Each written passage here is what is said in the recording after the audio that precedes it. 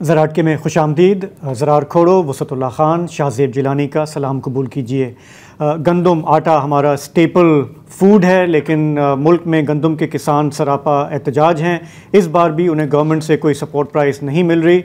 Punjab government ने अरबों रुपए का एक किसान पैकेज अनाउंस किया है, लेकिन किसान रहनुमा उसे मुस्तरद कर रहे हैं। ये सब क्या हो रहा है, इस पर हम प्रोग्राम में बात करेंगे। इसके अलावा मुल्क में एक फ़ास्ट फूड चेन है जिस पर कई शहरों में वहाँ पे तोड़ फोड़ हुई है, जलाओ घिराव हुआ है। शेखुपुरा में एक मुलाजिम की जान चली गई जब उस पर फायर हुआ। इसकी भी बात करेंगे कि अगर गुस्सा इजराइल पर है तो मुल्क के अंदर तोड़ फोड़ करने का फ़ायदा क्या है, क्या इसका कोई और तरीका भी है अपना गुस्सा दिखाने का, उस पर भी बात करेंगे। लेकिन आगाज़ इस्लामाबाद से, जहां आज अचानक आसमान से बर्फ़ के गोले बरसे। ओले इतने बड़े बड़े थे कि लोगों ने कभी ज़िंदगी में नहीं देखे। बारिश और ज़ाराबारी से मुतअद्दिद गाड़ियों के शीशे टूट गए, जो सोलर पैनल हैं वो उखड़ गए। कई जगह पे हवा फिर इतनी तेज़ चली कि दरख्त जो हैं वो भी अपनी जड़ों से उखड़ गए। हमने ये देखा कि जो आई विटनेस अकाउंट सामने आया, रिपोर्ट सामने आई, सोशल मीडिया पे लोगों ने लगाया कि कई ऐसे शोरूम्स जहाँ पे आसमान तले गाड़ियाँ खड़ी थीं, उनका इतना नुकसान हुआ कि वो कह रहे थे कि 10-15 मिनट में हमारा कोई 40-50 लाख का नुकसान हो गया है। अभी उसका एस्टिमेट जमा किया जा रहा है। ये सब सिर्फ इस्लामाबाद में नहीं हुआ, खैबर पख्तूनख्वा के बालाई इलाकों में भी काफ़ी बारिश हुई है, वहाँ पर भी जालाबारी हुई है। लंडी कोतल से रिपोर्ट्स आई कि वहाँ पर बारिश इतनी तेज़ थी कि कई गाड़ियाँ पानी के रेले में बह गईं।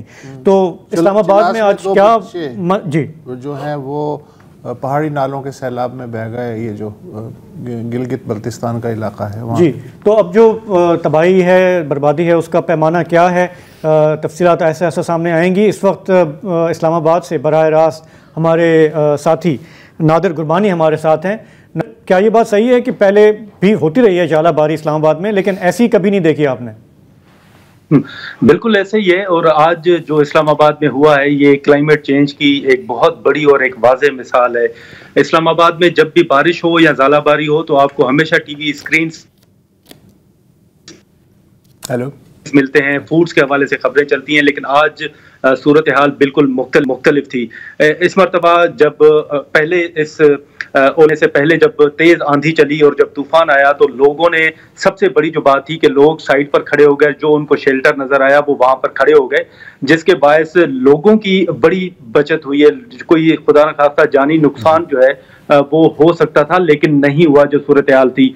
अब इसमें एक जो बड़ी वाज़ेह मिसाल ये है कि जब ये ज़ालाबारी शुरू हुई तो उसका साइज जो है वो इतना बड़ा था कि बाज़ लोगों ने वीडियोस भी लगाई और ट्वीट्स भी किए और ये कहा कि जैसे आसमान से टेनिस बॉल्स जो हैं वो गिर रहे हैं। अब इसमें सबसे बड़ी मिसाल, जैसे मैंने बताया कि लोग कैसे बचे, लोग ऐसे बचे कि जब बारिश शुरू हुई तो उससे पहले तूफान इतना तेज था कि लोगों को जो जगह मिली, जहां पे नजर आया शेल्टर, वो वहां पर खड़े हो गए।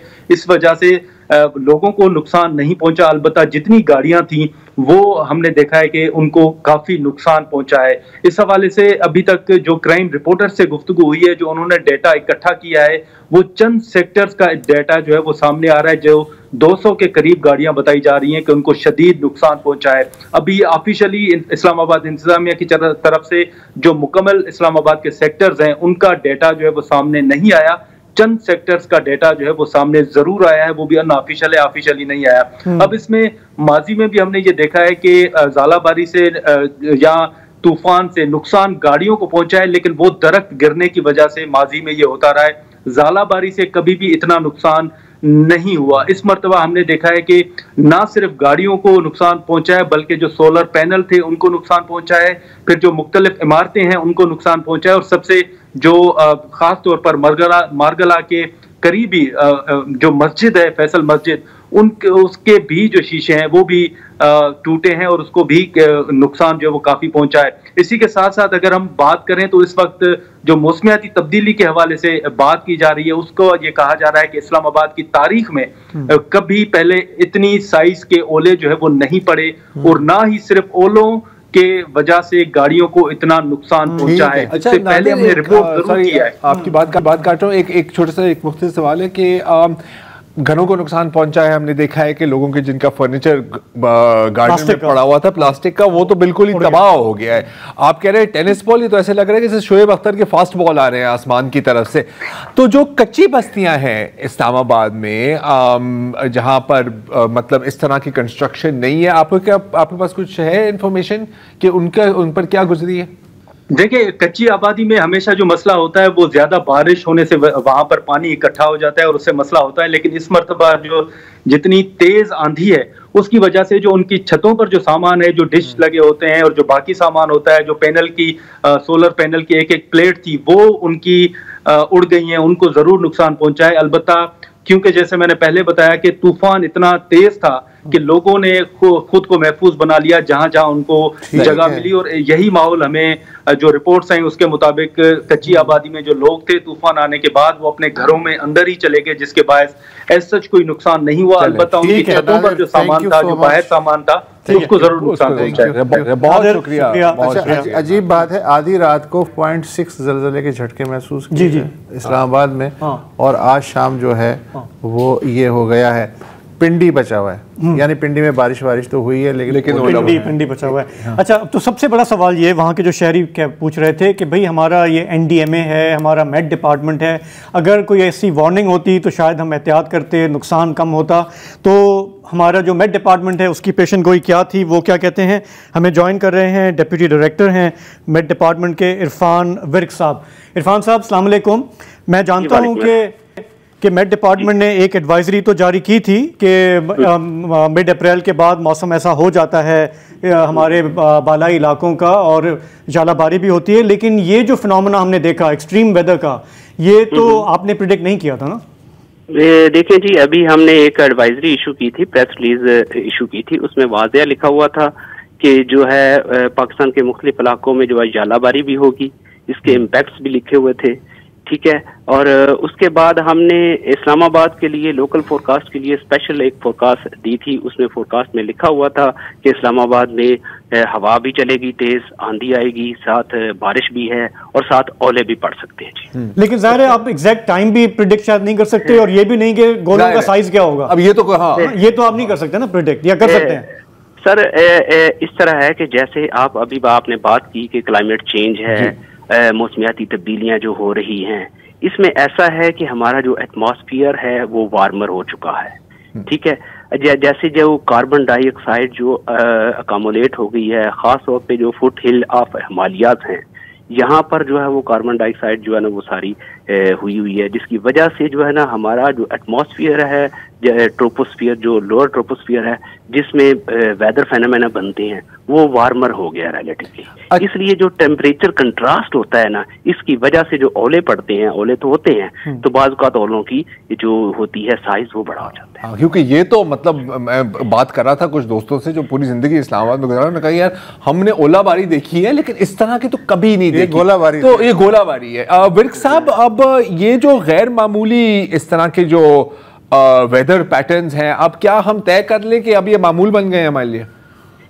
देखिए जी, जिस तरह पूरी दुनिया जो है वो क्लाइमेट चेंज की ज़ेर असर है, जिसी तरह अभी आपने देखा होगा कि इंडिया में नॉर्थ ईस्ट इंडिया में जो है वो लाइटनिंग की वजह से वहाँ पर अमवात हुई हैं, और इसी तरह जो यूरोप है, यूरोप में हीट वेव इतनी ज़्यादा हो रही है, तो हमारे जो एरियाज हैं सब कॉन्टिनेंट के, वहाँ पर भी हीट वेव।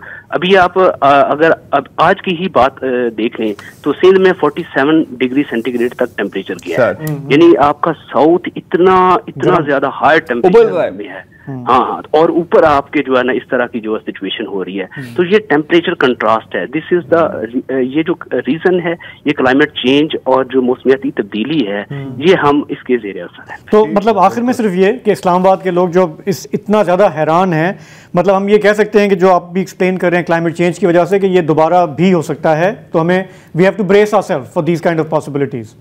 देखिए, जो सीवियर वेदर हैं, ये ऑलरेडी जो साइंटिस्ट है उनकी रिसर्च है कि जो सीवियर वेदर हैं सब कॉन्टिनेंट में मुख्तलिफ जगहों पे जो है ना ये सीवियर वेदर आ सकते हैं, जिसमें शॉर्ट टर्म हैवी रेन हो सकती है, शॉर्ट टर्म लाइटनिंग हो सकती है, शॉर्ट टर्म जो है वो ओले जो है ना, ये भी उसका एक फेनोमेना है। बहुत शुक्रिया, thank you so much Irfan Virk साहब। यार मतलब कि आप प्रिडिक्ट कर सकते हैं ना, अनप्रेडिक्टेबल, मतलब या आप मतलब देखें इतना कह सकते हैं कि ओले पड़ेंगे, लेकिन ये तो कोई नहीं कह सकता ना कि यार पूरे बोलिंग बॉल गिरेंगे आपके सर के ऊपर। I mean if there was a way कि कोई इस तरह प्रिडिक्ट कर सकता है तो फिर आप क्या करते? आप उस वक्त बाहर ना निकलते, यही है, गाड़ी जो है शेड में खड़ी कर देते कि यार शीशे ना टूट जाएं उसके। गंदम का मौसम है ये, गंदम का मौसम। तो गंदम का मौसम है तो हम भी गंदम की तरफ बढ़ते हैं, एक ब्रेक लेते हैं, वापस आएंगे तो गंदम किसान क्यों सरापा एहतजाज हैं उस पर बात करें, उन पे किस तरह के ओले पड़ रहे हैं। प्रोग्राम में वापस खुशामदीद। बात है गंदम के काश्तकारों की। एक बार फिर वो सरापा एहतजाज हैं पंजाब भर में। उनका कहना है कि हमने जितनी मुश्किल से हम गंदम उगाते हैं हमें गवर्नमेंट की तरफ से रेट नहीं मिलता। यही सूरत हाल पिछले साल भी थी, आपको याद होगा, एक बहुत बड़ा क्राइसिस था। इस दफ़ा भी गवर्नमेंट ने तकरीबन साफ जवाब दिया है कि वो सपोर्ट प्राइस वाला सिस्टम अब मज़ीद नहीं चलेगा। इंस्टेड आज पंजाब हुकूमत ने, चीफ मिनिस्टर ने ऐलान किया एक किसान पैकेज का जिसकी लागत है 15 अरब रुपए, और उनका कहना है कि इससे 5.5 लाख किसान जो हैं इससे मुस्तफ़ीद होंगे। उसके 2-3 सेलियन पॉइंट्स मैं आपको बता देता हूँ। उसमें उन्होंने बात की है डायरेक्ट कैश असिस्टेंस की, एक किसान कार्ड के ज़रिए। उन्होंने कहा है कि टैक्सेस में छूट दी जाएगी किसानों को, थोड़ा उनकी मुश्किलें आसान करने के लिए। 4 महीने के लिए जो स्टोरेज होता है गंदम का उसमें भी उनकी मदद की जाएगी। साथ ही एक इलेक्ट्रॉनिक वेलफेयर रिसीप्ट सिस्टम जो है वो मुतारफ़ किया जा रहा है। इसके अलावा लोन्स की बात भी है। प्रोविंशियल गवर्नमेंट का ये कहना है कि हम चाहते हैं कि ये जो बैनुसूबाई बैन लग जाता है गंदम की नकलो हरकत पर, उसे भी ख़त्म किया जा रहा है। इसेंशली ये वही थिंकिंग है कि मार्केट फोर्सेस के हवाले किया जाए इसको भी, और आहिस्ता आहिस्ता जो है जो गवर्नमेंट का रोल है वो कम से कम इमदादी कीमत तय करने की हद तक ख़त्म किया जाए। तो ये जो इमदादी पैकेज जो सामने आया है उसे अब किसान कैसे देख रहे हैं, क्या उनकी मुश्किलें कुछ वाकई में आसान होंगी या नहीं? रिएक्शन देने के लिए हमारे साथ उकाड़ा से हैं पाकिस्तान ज़राअत चैम्बर सदर चौधरी शौकत चड्ढर हमारे साथ हैं स्टूडियो में।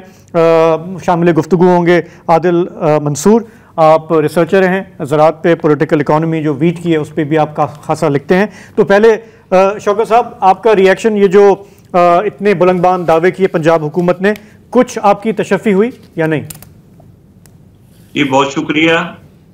सबसे पहले तो मैं थोड़ा सा इसमें हिस्टोरिकल बैकग्राउंड में जाऊंगा।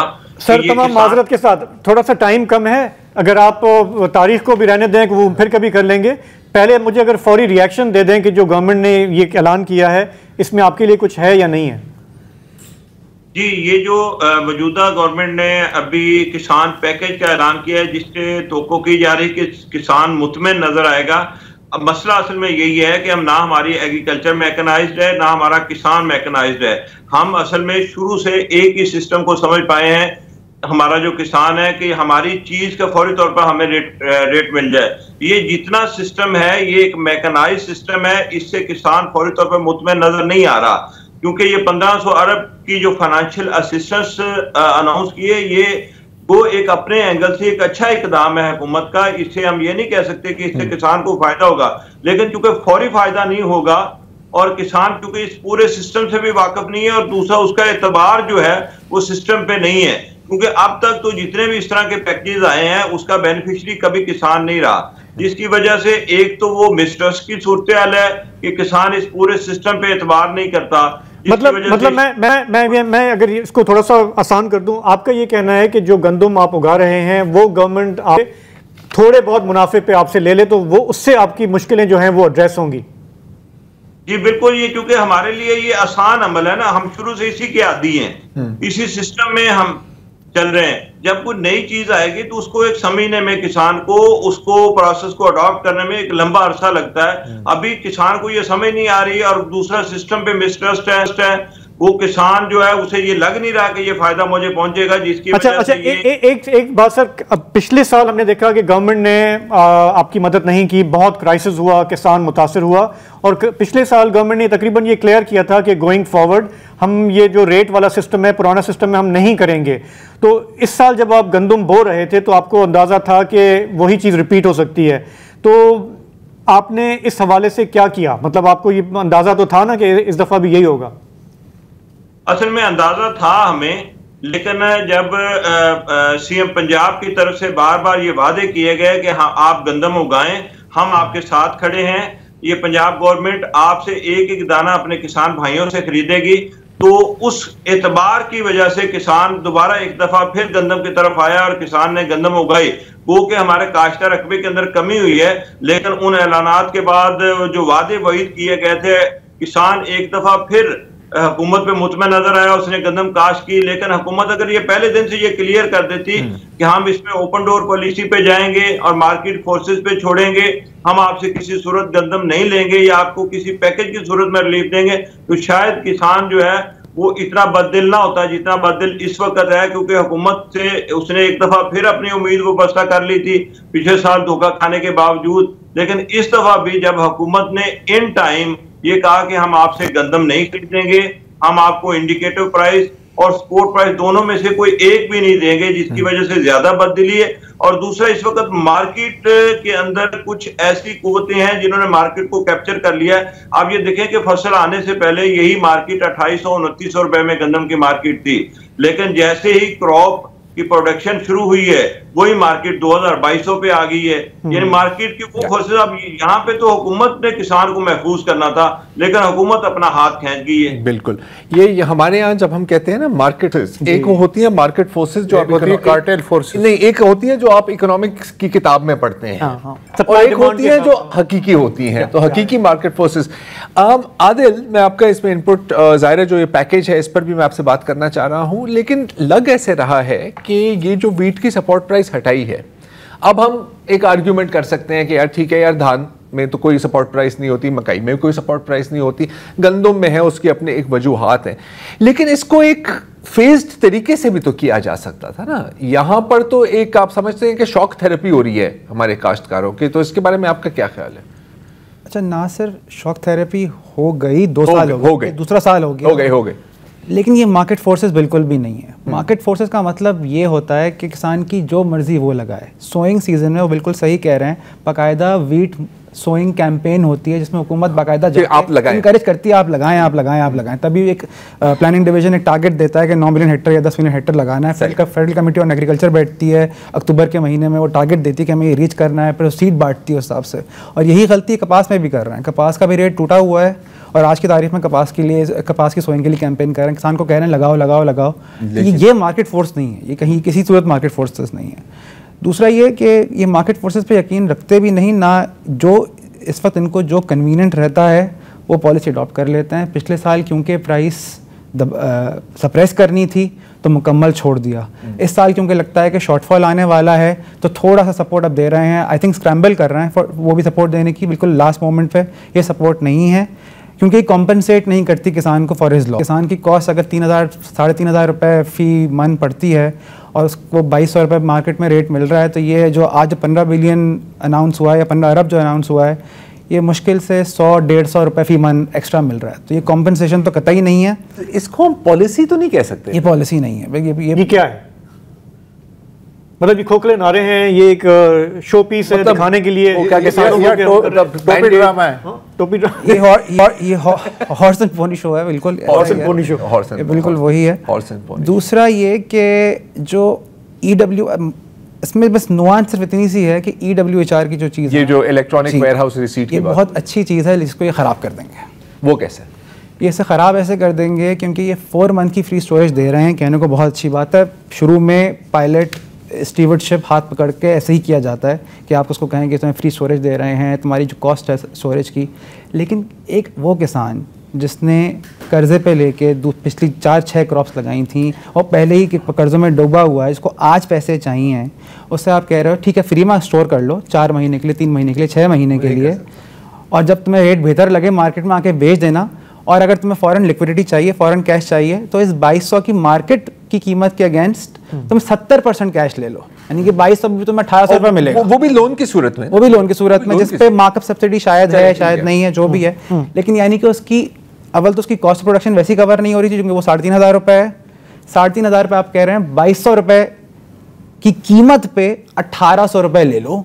मुमकिन है 3 महीने बाद कीमत बढ़ जाए, मुमकिन है, मुमकिन, क्योंकि हम मार्केट फोर्सेस की तरफ जाना चाहते हैं।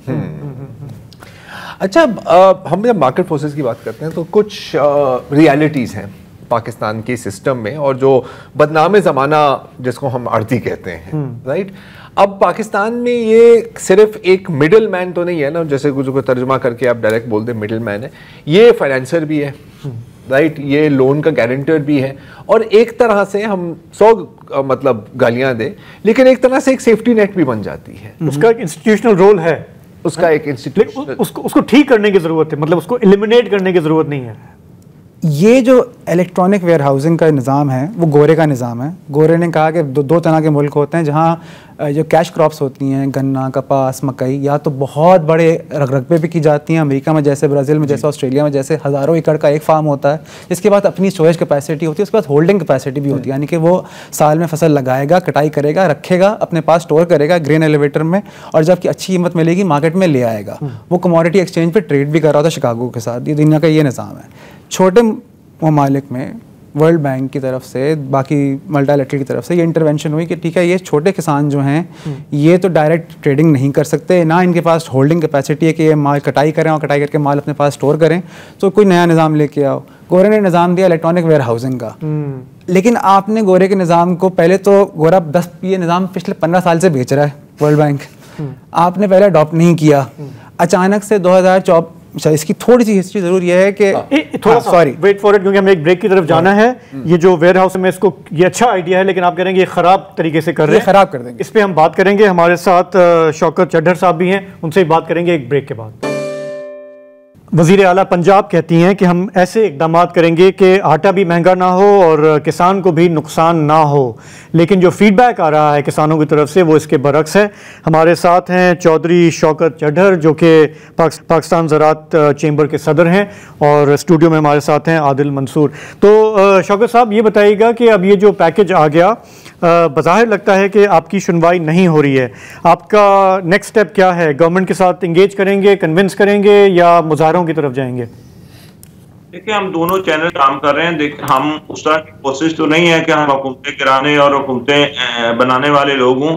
हम तो अपने जायज़ राइट्स के लिए, अगर हुकूमत हमें कहती है कि आए टेबल पे बैठ के हमारे साथ बात करें, तो वहाँ हम उन्हें कन्विंस करने की कोशिश करते हैं। जब वो ये वाले चैनल्स बंद कर देते हैं तो फिर अल्टीमेटली हमारे पास दूसरा रास्ता जो बचता है वो हम सड़कों पे एहतजाज करते हुए नजर आते हैं। तो ये दोनों प्रोसेस ही हम साथ साथ लेके चल रहे हैं कि अगर कहीं हुकूमत हमें एंगेज करती है और टेबल पे बैठ के हम पे बातचीत करेगी तो हम बातचीत करने के लिए बिल्कुल तैयार हैं। हम हुकूमत कि जहाँ अच्छी पॉलिसियां हैं उनको अप्रिशिएट भी करेंगे, और जहाँ हमें नजर ये आ रहा है कि यहाँ पे किसानों का इस्तेहसाल हो रहा है और किसानों को उनका जायज हक नहीं मिल रहा, क्योंकि अगर किसान का नुकसान होगा तो उससे ये नहीं कि एग्रीकल्चर इकोनॉमी और हमारी रूरल मईशत पे इम्पैक्ट आएगा, उसका ओवरऑल हमारी जो नेशनल उस पर एक बैड इम्पैक्ट आता है। तो हम हर लेवल पे हुकूमत को ये समझाने की भी कोशिश कर रहे हैं कि ऐसे इक़दाम करें जिससे मुल्क की नेशनल फूड सिक्योरिटी जो है वो थ्रेट में ना चली जाए, क्योंकि ये दूसरा साल है और ये वीट के बगैर हम अपनी फूड सिक्योरिटी को सिक्योर नहीं कर सकते। जी जी, बिल्कुल ठीक है, बिल्कुल ठीक है। शौकत चड्ढर साहब, आपका पॉइंट ऑफ व्यू आ गया। आदिल पहले भी बात कर रहे थे कि ये जो पैकेज में इन्होंने बात की है electric warehouse receipt system, आपने कहा कि इनिशिएटिव सही है लेकिन ये इसको गलत मिसहैंडल कर रहे हैं, तो एक्सप्लेन करें। इनिशिएटिव बहुत अच्छा है क्योंकि इसके बगैर डीरेगुलराइजेशन या लिबरलाइजेशन हो नहीं सकती। लिबरलाइजेशन का मतलब ये है कि देखें, चाहे क्रॉप अच्छी हो या बुरी हो, जब भी क्रॉप मार्केट में आती है तो एक आर्टिफिशियल सप्लाई और डिमांड का मिसमैच क्रिएट हो जाता है, बिकॉज गंदम बहुत ज़्यादा होती है जो कि 1 महीने में कटती है और उसने कंज्यूम 12 महीने में होना होता है। तो किसान को वो कीमत जो कटाई के रोज़ जो मिलती है इसमें सप्रेस होना ही होता है। वो सिर्फ उस सूरत में बैलेंस आउट हो सकती है कि किसान के पास होल्डिंग कैपेसिटी हो, जो 5 एकड़ के 10 एकड़ के किसान के पास, जो कि एक आढ़ती से कर्जा लेके काम करता है और जिसने फ़ौरन अगली क्रॉप लगानी है। ये भी बात दिमाग में रखिए, पाकिस्तान इंडिया उन चंद ममालिक में से हैं जहाँ किसान 2 से 3 क्रॉप्स लगाते हैं, बाकी दुनिया में साल में 1 क्रॉप लगती है, अमेरिका में यूजली 1 क्रॉप लगती है। तो उसके पास होल्डिंग कैपेसिटी हमारे किसान के पास है ही नहीं। उसने फ़ौरन से कटाई करके फ़ौरन से अगले सीज़न में जाना है, तो फ़ौरन कैश चाहिए। तो ये सिस्टम तब चलेगा जब किसान को फौरन कैश मिले। दूसरी बात ये 5 एकड़ का आदमी जो खुद कर्जे में डूबा हुआ है वो प्राइस रिस्क ले, वो पोजीशन ले मार्केट में कि यार वो जो पोजीशन बैंक लेने को तैयार नहीं है, बड़ा बड़ा फ्लावर मिलर लेने को तैयार नहीं है, वो मुझसे एक्सपेक्ट कर रहे हैं कि 5 एकड़ का तुम लोग, हाँ 5 एकड़ वो प्राइस रिस्क लेके ठीक है। अब देखते हैं ये प्राइस कहाँ जाती है। मुझे आदिल मंसूर कह रहे हैं बिजनेस क्वार्टर में कि अगले साल शॉर्टेज होने वाली है, तो मैं इसको होल्ड करके बैठ जाता हूँ। ये ऐसा तो नहीं होने वाला, तो नहीं होने। ये भी तो एक बड़ी अजीब बात है ना कि देखिए तारीख में मेरे ख्याल हुकूमत की प्रोक्योरमेंट कितनी थी, 30%, 30-35%, ऐसे कुछ एकदम ये सिस्टम बंद हो गया। तो मतलब अगेन जब भी ऐसी कोई चीज़ होती है तो मेरा सवाल यही होता है कि यार अब दहाइयों से, मतलब जब से पाकिस्तान बना है यहाँ पे गंदम काश्त हो रही है, तो ये जो बेसिक डायनामिक है जो आपको और हमें समझ में आ रहा है, ये पॉलिसी मेकर्स को क्यों नहीं समझ में आता? मतलब क्या गेम क्या है ये? या तो इनको बहुत ज़्यादा समझ में आता है या बिल्कुल समझ नहीं आता। अच्छा, ये बात किस हद तक सही है कि ये भी IMF के प्रेशर के तहत हो रहा है? ये बात पिछले साल तक तो शायद दुरुस्त थी या नहीं थी, लेकिन इस साल डेफिनेटली दुरुस्त है, क्योंकि अब आपने वो एग्रीमेंट कर भी दिया और आपने ऐसे अपने परफॉर्मेंस क्राइटेरिया फुलफिल्ड शो भी कर दिया। तो अब इसमें बैक ट्रैकिंग नहीं है अनलेस कि खुदा ना खास्ता कोई डिज़ास्टर आ जाए और IMF इसको खुद आपको एग्जाम्पशन दे दे इस क्राइटेरिया के ऊपर।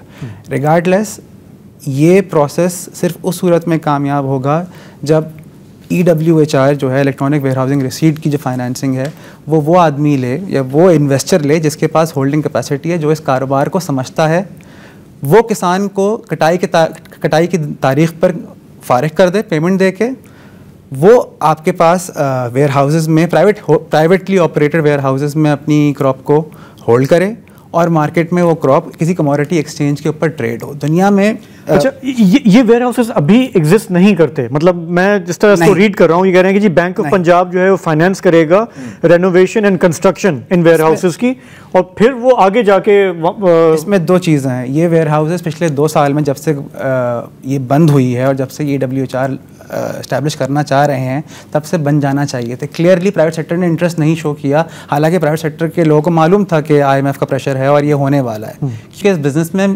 प्रॉफिटेबिलिटी नहीं है।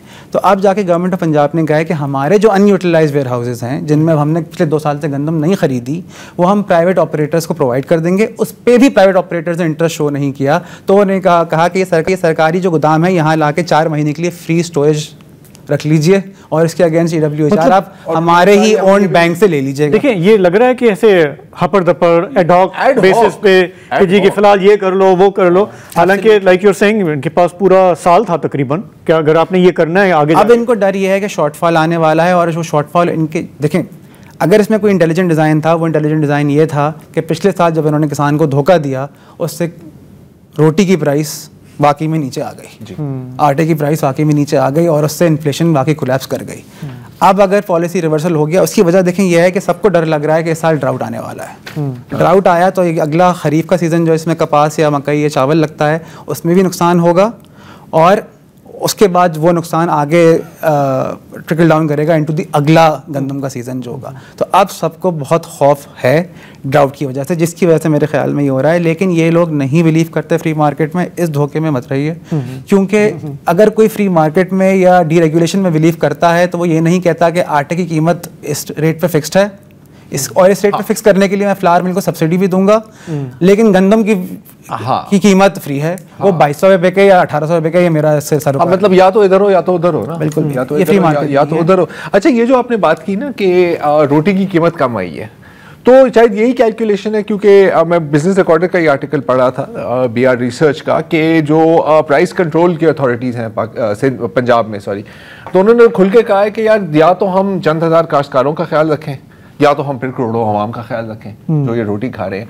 लेकिन ये चीज़ें जुड़ी हुई है ना, मतलब इन चीज़ों को हम सेपरेट कैसे कर सकते हैं? ये चीज़ें इतनी जुड़ी हुई हैं कि आप ये सोचिए, पंजाब में जब कटाई के वक्त, आपने शायद कराची में भी महसूस किया हो, जब कटाई होती है गंदम की तो बहुत सारी एक माइग्रेंट लेबर होती है जो वापस गाँव जाती है कटाई के लिए। उसको कटाई की कीमत या अपनी लेबर की कीमत रुपए में उन्हें नहीं मिलती, गंदम की बोरी में मिलती है। यानी कि अगर मार्केट में रेट जो पहले 4000 था 2023 में, वो 2 साल बाद 2200 पर आ जाएगा तो उसको अपनी लेबर की कीमत में गंदम की बोरियां भी कम मिलेगी। यानी कि वो जो वही ड्राइवर, वही सफाई करने वाला जो अपनी फैमिली के लिए गंदम स्टोर करके आता था अप्रैल के महीने में, मई के महीने में, जून के महीने में, और उसे 10 बोरियां मिलती थी एक महीने काम करने की, या 25 बोरियां मिलती थी, उसको अब 18 या 15 बोरी मिलेगी। तो रूरल इन्फ्लेशन भी इसमें है, वो आपको बार्टर के सिस्टम में नज़र नहीं है क्योंकि उसमें उसका कैश इम्पैक्ट नहीं है, वो ट्रांजैक्शन कैश में नहीं हो रही, बार्टर की फॉर्म में हो रही है, तो आपको नज़र नहीं आ रही, लेकिन उसकी एक्चुअल रियल इनकम भी और उसकी समझे न्यूट्रिशन भी असरअंदाज हो रही है, बिकॉज उसको 25 की जगह 20 बोरियां मिल रही हैं। तो मतलब इसका एक मनफी ट्रिकल डाउन इफेक्ट है। इसका बहुत ज़्यादा मनफी इम्पैक्ट है। पाकिस्तान की रूरल इकॉनमी में ये इंडेक्सेस बहुत ज़्यादा मॉनिटर नहीं होते।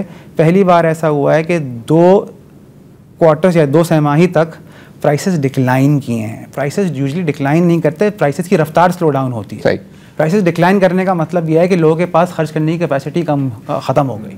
अच्छा, किसी का जो नुकसान है वो दूसरे का फायदा भी बिल्कुल है। हमारा फायदा, आपका, मेरा जो यहाँ बैठा है कराची में, मसलन यहाँ किसान का नुकसान है।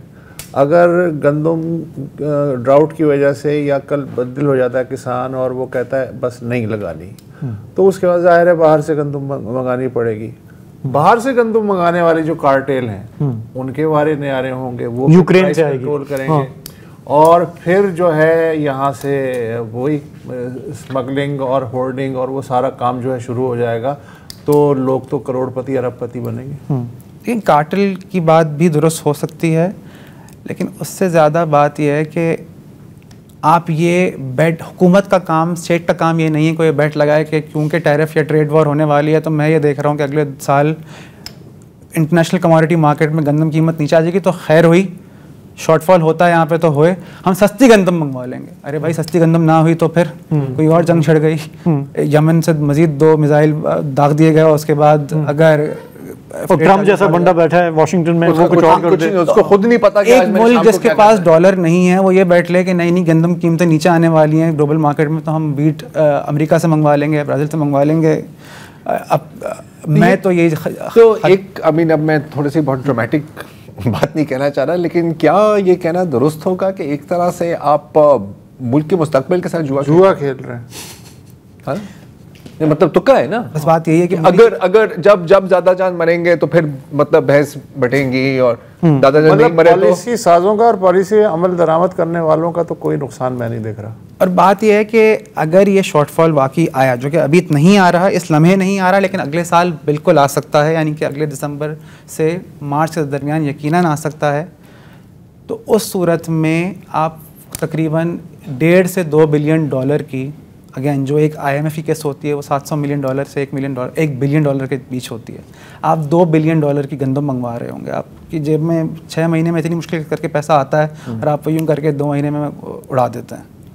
अच्छा, जस्ट टू बी क्लियर, ये जो सारी गुफ्तगू हमने की ये पंजाब के हवाले से की, सिंध में भी यही सब कुछ है? मतलब ये जो सिंध ने कोई स्कीम नहीं है, सिंध ने कहा कि सिंध ने कोई ऐलान नहीं किया, लेकिन यहाँ का किसान जो है, जो गंदम का किसान है, उसके भी यही सिमिलर इश्यूज हैं। और एंड में मैं सिर्फ एक बात ऐड करना चाहूँगा कि ये पॉलिसी डिज़ाइन में कोई इंटेलिजेंस इसलिए नहीं है क्योंकि अगर आपको फ्लावर की और रोटी की कीमत कम रखनी है तो फिर डिमांड तो उसकी बढ़ेगी ना। आप कहीं एक तरफ के मेरे पास 28 मिलियन मेट्रिक टन है, लेकिन मैं प्राइस ज़बरदस्ती नीचे भी रखूँगा तो फिर उसकी डिमांड बढ़ भी जाएगी। जल्दी जब डिमांड उठेगी तो फिर कल को तो शॉर्टफॉल आना ही आना है। मतलब रोटी सस्ती होगी तो एक के बजाय मैं 2 खाऊंगा। चलें, एक तरह से इस मौजू पर हमारे पास यही टाइम था। आदिल, आपका बहुत बहुत शुक्रिया। एक ब्रेक लेंगे, वापस आएंगे तो बात करेंगे इजराइल के खिलाफ गुस्सा है मुल्क में, लेकिन तोड़ फोड़ जो है वो यहीं पे हो रही है और नुकसान भी हमारा अपना ही हो रहा है। Welcome back. ये कहानी इस महीने के शुरू होती है जब बिरादर इस्लामी मुल्क बांग्लादेश में सिलहट, चट्टागांव समेत मुतादिद शहरों में इसराइल मुखालिफ और फ़लस्तीन दोस्त मुजाहरे हुए और उनमें शामिल कुछ लोगों ने बैनुल अक़वामी फूड आउटलेट्स को, चेन्स को निशाना बनाना शुरू कर दिया।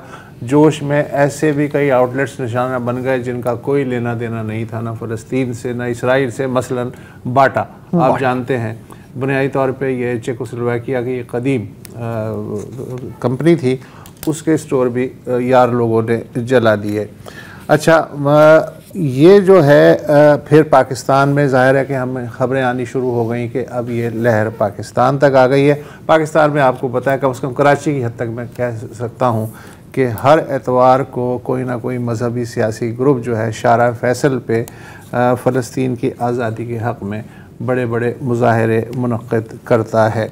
लेकिन 7 अप्रैल को कराची में ताजरों की शटर डाउन हड़ताल हुई और उस दौरान डिफेंस हाउसिंग अथॉरिटी में KFC जो इंटरनेशनल आउटलेट है उसके एक आउटलेट पे हमला हुआ।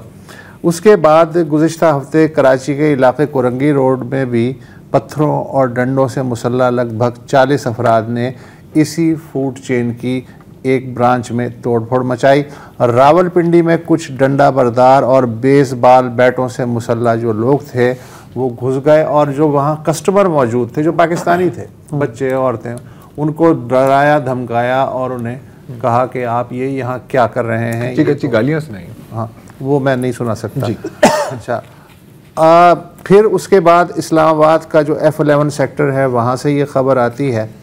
लेकिन ठीक है, तोड़ फोड़ वगैरह हम करते रहते हैं, लेकिन अंधुनाक इसका पहलू ये है कि 2 दिन पहले 14 अप्रैल को शेखुपुरा में 45 साला आसिफ नवाज़ जो कि डेली वेजेस बताया जाता है वो KFC के किचन में काम कर रहा था।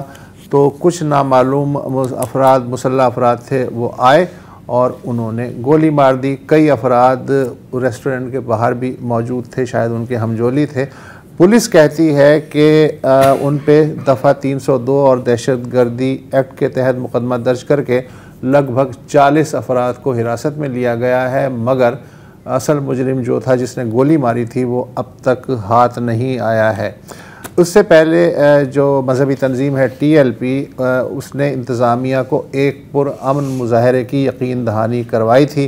पुलिस के मुताबिक कत्ल का वाक़या मुजाहरा ख़त्म होने के बाद हुआ, लेकिन ऐनी शाहिदीन कहते हैं कि उस वक्त आउटलेट के बाहर कुछ मुश्तइल मुजाहिरीन जमा थे।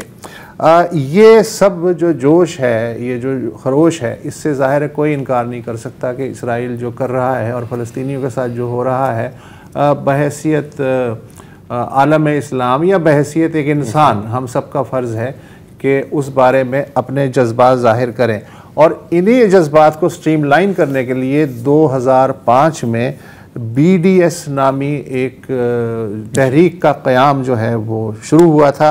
BDS का मतलब मैं आपको बता दूं, B से बाइकॉट, D से डाइवेस्टमेंट और S से इकनॉमिक सैंक्शंस। यानी इसका मकसद ये था कि इसराइल फ़लस्तीन के मकबूजा इलाक़ों को आज़ाद करे, इसराइल में जो अपार्थाइड का निज़ाम है वो ख़त्म हो। और इस सिलसिले में हम उन कंपनियों पे प्रेशर डालें इंटरनेशनली जो कि इसराइल की डायरेक्टली या इनडायरेक्टली हर शोबे में मदद कर रही हैं। BDS ने बाकायदा लिस्टें जारी की कि कौन सी असलाजाज कंपनियां इसराइल के साथ किस लेवल का ताउन कर रही हैं, टेक्नोलॉजी की कौन सी कंपनियां इसराइल का साथ दे रही हैं, कौन सी फूड चेन्स हैं जो वहाँ चंदा देती हैं, फैशन हाउसेज हैं, फिर एकेडमिक यूनिवर्सिटीज़ जो हैं वो किस तरह रिसर्च में मदद कर रही हैं। बाकायदा पूरी फहरिस्त इंटरनेट पे मौजूद है। लेकिन उसमें होता यह है कि जो असल जो लोग हैं, असल जो कंपनियां हैं वो तो हमारे हाथ आती नहीं। यही फूड आउटलेट इधर उधर जो बिखरे हुए हैं वो हाथ आते हैं और फिर हम अपना गुस्सा उन पे निकालते हैं। हालांकि वो बेसिकली वो फ्रेंचाइज होती हैं इंटरनेशनल और कोई लोकल ही आदमी उन्हें चला रहा होता है और लोकल लोग ही उस पर काम कर रहे होते हैं। तो मैं ये जानना चाह रहा हूँ आप दोनों से कि तशद्दुद के बगैर BDS ने कभी नहीं कहा कि आप तशद्दुद, उन्होंने कहा बाइकआउट करें, घेराव करें या लोगों को मजबूर करें, उन्हें तरगीब दें। बाइकआउट का मतलब तोड़ फाड़, लूट मार और कत्ल नहीं। बाइकआउट में यह भी हो सकता है कि आप बाइकआउट करें, वो जब कारोबारी खसारा होगा तो वो खुद ही लपेट के चले जाएंगे। ऐसा ही है। मेरा एक छोटा सा सवाल है कि जिस फूड चेन को निशाना बनाया गया, क्या BDS की लिस्ट पर वो है? है। अच्छा, लेकिन थोड़ा सा एक्सप्लेन करना होगा। इनफैक्ट वसत ने आज इन्फॉर्मेशन भेजी थी, हम यही सवाल पूछ रहे थे कि बेसिकली इनके जो पेरेंट ऑर्गेनाइजेशन है उनकी इजराइल में इन्वेस्टमेंट्स हैं, तो ये है कि आप डाइवेस्ट करें और प्रेशर डालने के लिए आप बॉयकॉट करें। अच्छा देखो 557 दिन गुजर गए हैं इस नस्ल कुशी को शुरू हुए, आप एक हफ्ता पहले जागे हैं और वो भी इस तरह देर आयत लेकिन दुरुस्त नहीं आयत।